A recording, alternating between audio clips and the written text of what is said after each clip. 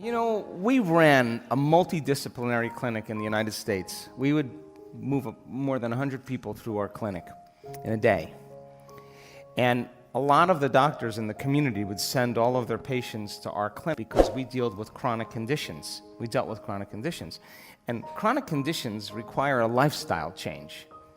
Acute conditions like appendicitis or you break a bone is really acute. Medicine works so great for acute conditions, but chronic conditions, not a lot of people want to take that on because it means you got to make different choices. You got to change. You got 3 types of stress: physical, chemical, and emotional. You have 3 types of balance: physical, chemical, and emotion.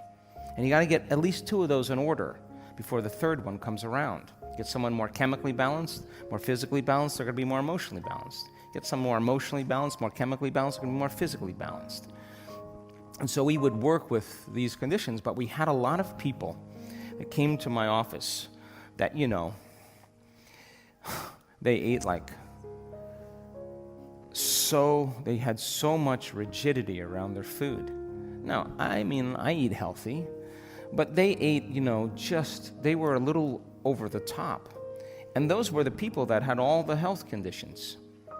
They should be the most healthy. And yet a lot of them were the most sick. And why? Because underneath their need to control everything, including their food, is this tremendous amount of rigidity and fear of not being perfect. And we could give them all kinds of chemicals, or we can sit down and eat a great meal and it's not going to change their health because there's a deeper condition that's running as a program that's stopping them from metabolizing the very food. Because when you're in fear or rigidity, the cells close down to nutrition because you're in survival. And so the cells don't absorb, they don't eliminate, they don't secrete, they don't communicate. That's because we don't do any of that when we're in survival. And a cell is just a small packet or battery that we live off of. And we have 70 trillion to 120 trillion of them. So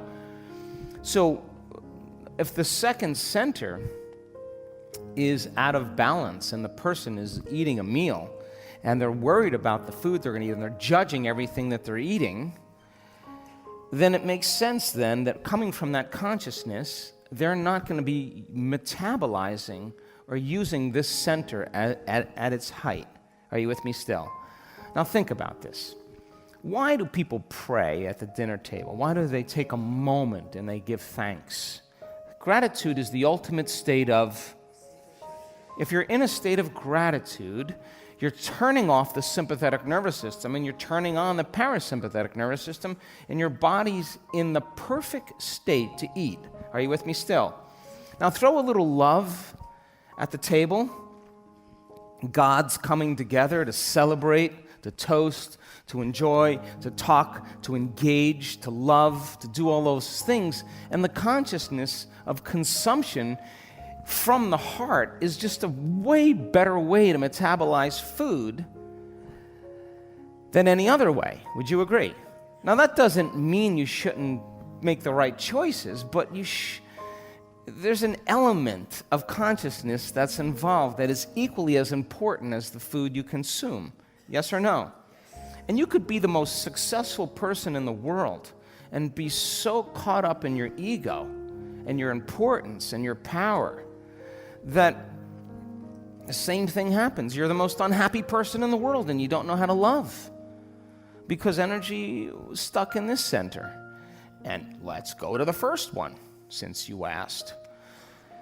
If you're going to make the commitment to exchange energy with another person, it would be in your best interest to do it from a place of loving and giving instead of doing it from a place of lust, because you would have a sex hangover, where you feel like your energy is drawn from you, and that's not what we're after here. That's one way, but when 2 come together and they're giving and exchanging energy, that creates more of a bond.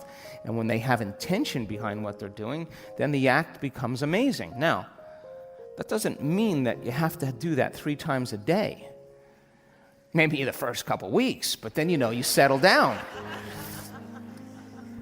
But you figure it out because there's more to life than just that. You understand? So that creates more balance, and of course, if you're going to make the choice to do that, then you're going to do it with someone who is of equal energy, of equal consciousness, where you can truly come together and exchange that information. And during the orgasm, the release during the orgasm, when two come together, is consciousness dipping right into the void. It's dipping right in there, and two are dipping in together, and the positive and negative come together, and you create one, or wholeness. That's when energy is enhanced. That's when all the great chemicals and hormones that are created from that act really give life to the body. And people look like they're, hey, you in love? Yeah. Well, because now oxytocin is being released, vasopressin is being released. You got this honeymoon stage of the relationship going on, but when the oxytocin wears off after the honeymoon stage, here comes the program. Excuse me, who are you? It's a different game then. Now, last point. But if two people are evolving together, moving in the same direction, and they have the same passions, the same interests, they are evolving together and they're in a process of evolution and self-discovery, then they will evolve their energy as well. And there could come a moment where there's less energy there.